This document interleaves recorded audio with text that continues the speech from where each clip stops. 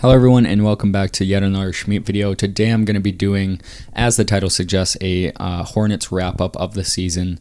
Kind of talking about our key players, who we have coming up as a free agent, who I want us to re-sign that was on the team this season, and kind of just all the rumors that are going around with the Hornets, because there is a plethora of news in regards to Miles Bridges, Gordon Hayward, James Bouknight even is having rumors put out about him. So this video is going to address most of those rumors and kind of just a wrap up of the whole season. To begin, not how we want it to end. Lost by 30 for the second straight year in a row since the play-in was implemented. It was implemented not this season but last season, and we lost by 30. The first year was implemented, and then the second year we lose by 30.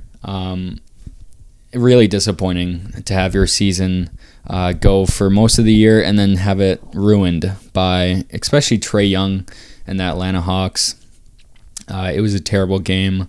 The only player that I can say with confidence played really well is PJ Washington. Other than him, there's no one else. I guess Lamelo Ball, who I'll get to as my first guy who I'm going to talk about, he had a pretty decent game overall. But even with him, there was a few possessions where I was like, are you playing for the fans or are you playing to win? Which is one of the critiques of LaMelo. If I want to start with him, before I say anything, he had an overall great sophomore season in the NBA. I think he solidified himself as a top 2 guy in his class. Obviously, with Anthony Edwards and his appearance in the playoffs right now, it could be a debate who is the better player. But he is the only second-year player out of the class of 2020 to make the All-Star team, and he's the first All-Star out of that class. So I think that's a great overall sophomore second-year season. But my big question with him is what will be the next step? And for me personally, I think leading the Charlotte Hornets to a playoff series is a great next step. He has the personal accolades so far, right? He has, besides being the youngest All-Star, I believe, ever, I think. And besides Rookie of the Year, he also has these accolades in Hornets history, which, again, is not that hard. I think he's second all-time in triple-doubles, and it's only a second season. And besides that, he has the personal accolades, right? I think the next step for him is the team accolades. To get Charlotte back in the playoffs. And I was thinking about counting the play-in as the playoffs, but you can't really do that. You need a 7-game series for it to really for you to really think about the playoffs. So Charlotte hasn't been back in the playoffs since 2016, I believe, with Kemba Walker, and I think that's the next step. He has the personal accolades, he just needs the team success. And personally, you guys are seeing Anthony Edwards willing his team to victory, especially in those play-in games. And especially in that first game against Memphis, probably not the second one. He kind of calmed down a little bit with this whole team calming down, but that first game against Memphis, he went off as well. Let me just make sure this camera's in focus, something like that. So yeah, that's my one big question. Obviously, for LaMelo Ball, even I would expect him to want a bigger step than just leading his team to the playoffs. Maybe he wants to be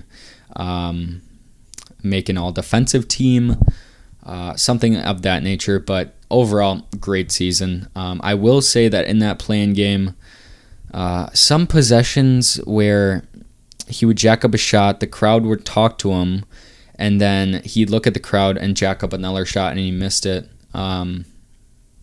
I don't know, rubs me the wrong way a little bit. But that's the only critique I have of LaMelo Ball. On to the next player, and arguably one of, probably for better parts of the season, our best player on our team, Miles Bridges. Really bet on himself this season. If you guys recall, I made a few videos about it before the season, but the Hornets offered him a 4-year, $60 million contract before the season, and he declined it. And like me, like other Hornets fans, we were kind of confused because that seemed like a good offer. That's 4 years, $60 million is $15 million a year. And I saw a post come out, and it was actually his agent that turned it down for him.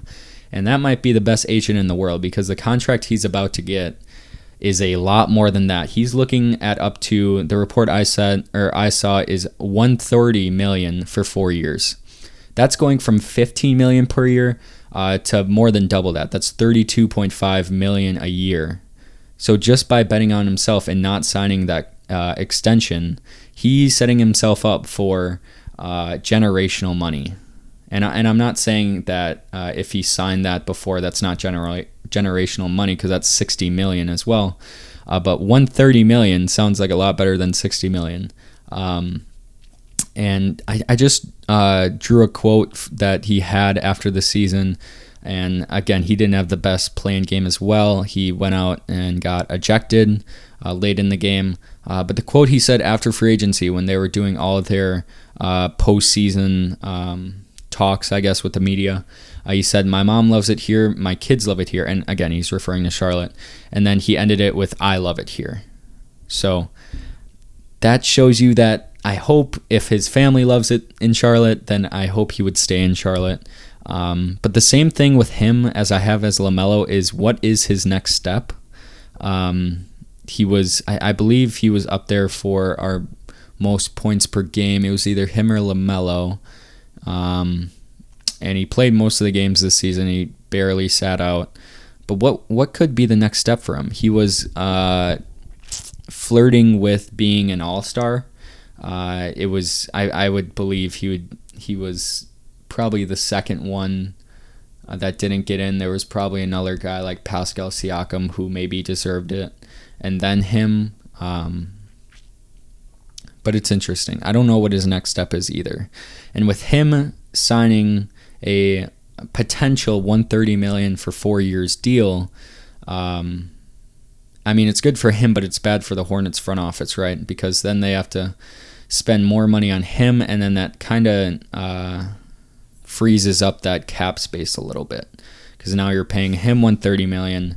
When LaMelo gets his rookie extension, that's going to be a max extension as well. So it's just making the money kind of tight. So yeah.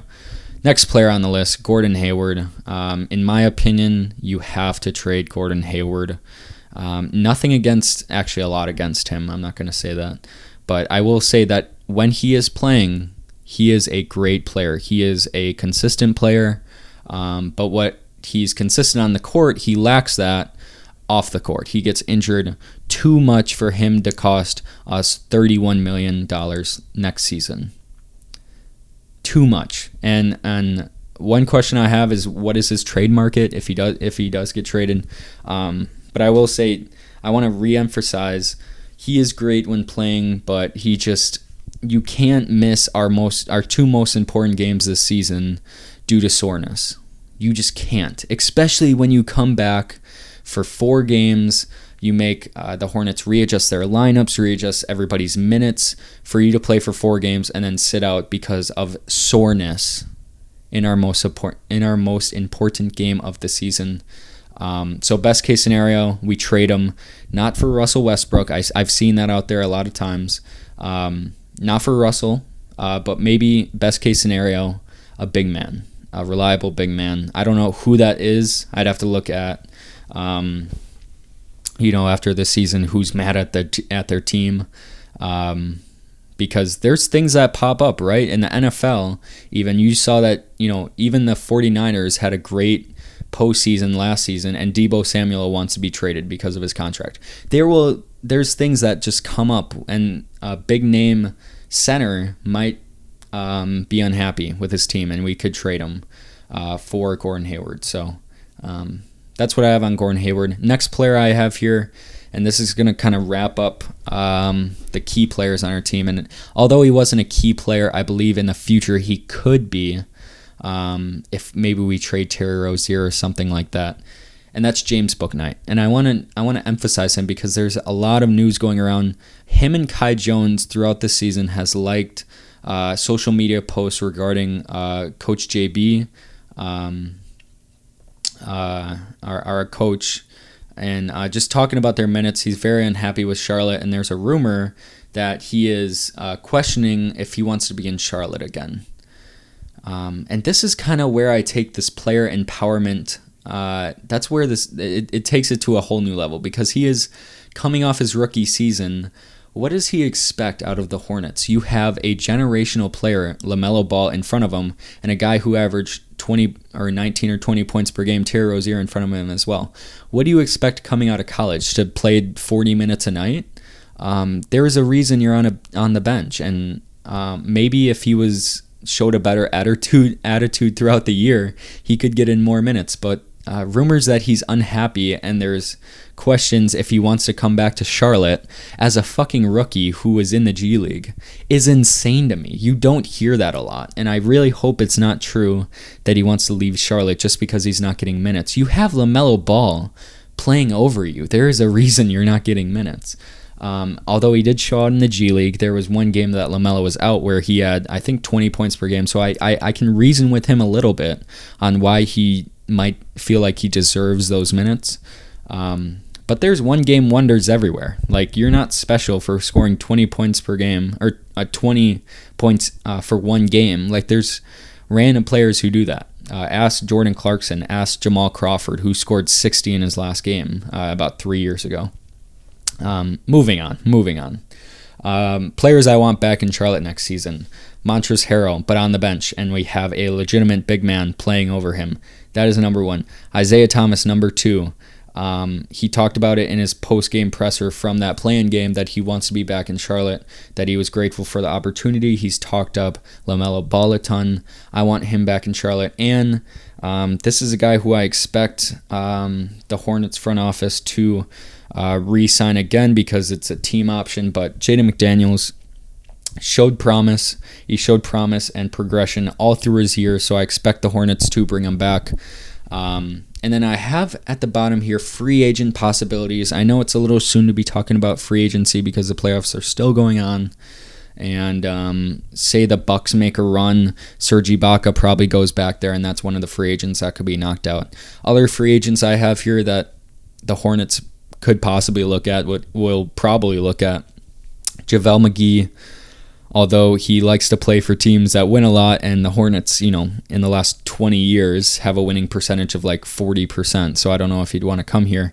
Chris Boucher is another free agent big man. The only problem with him again is that he seems like a lifer for the Raptors. The Raptors seem to have these players that seem like they never leave the Raptors, so I don't see him leaving the Raptors, but he's a free agent this summer, so you never know.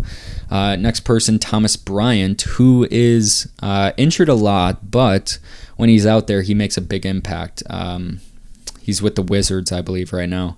Marvin Bagley III looked really good with Detroit, and if you see the dynamic between Cade Cunningham and Marvin Bagley, you could kind of see a connection that he could form with LaMelo Ball as well, as a young, bright, young center. Going on, Derek Favors, he's kind of old, but he's a free agent as well. I have here TJ Warren is another guy who is injured a lot, but I think he could maybe want a new home. There's a lot of rumors going on with the Pacers that they want Russell Westbrook, that they want Jalen Brunson. Maybe they will trade or not trade because he's a free agent, but maybe they won't offer TJ Warren a new contract and we could pick him up. I think that would be a great kind of Kelly Oubre Jr.-esque free agent signing for us. And lastly here, if we got him, I think we'd be a very good team, a solidified playoff team, although I don't want to jinx myself saying that. But Yusuf Nurkic from the Blazers, although he, with most of these guys, had injuries and has a string of injuries. I believe he missed like 2 straight seasons with something in his knee or leg area. But when he's playing and when he's healthy, he is dynamic, and he is as consistent as they are when he's playing. So that's my wrap up. Thank you guys for watching, and I'll see you guys later.